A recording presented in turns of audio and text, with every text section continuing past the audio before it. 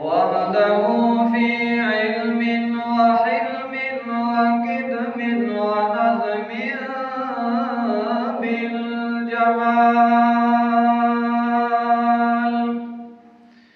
وحده بقدرة وبصنعة وبحسبة وبنسبة من كل زوال،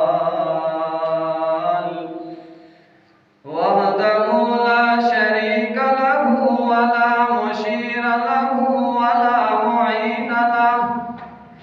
ولا بشير له ولا نذير له ولا وزير له ولا فريق له ولا معين له ولا مقابل له ولا مهابر له ولا مناظر له ولا مناقض له ولا مثل مثال له ولا ولد له ولا والد له ولا كفو له ولا قبيل له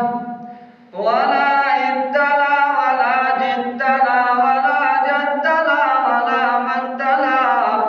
ولا ولد جلد بلد حسد كسد له ولا لازم منازم له. ثم نشهد أن سيدنا وسندنا وإمامنا ومرشدنا ومهدينا ومكينا ومدنينا وقرشينا وهاشمينا وجميلنا وأجملنا وكاملنا وأكملنا ونازمنا وأنزمنا ولطيفنا وألطفنا وعتيقنا وأعتقنا ونذيرنا وأنذرنا وبشيرنا وأبشرنا ومنيرنا وأنورنا وشفيعنا وأشفعنا.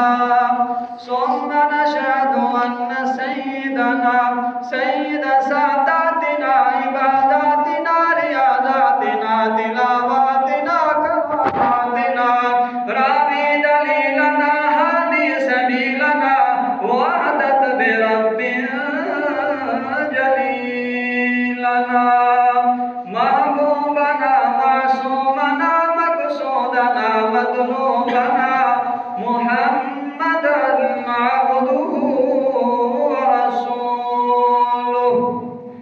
أما بعد فأعوذ بالله من الشيطان الرجيم. بسم الله الرحمن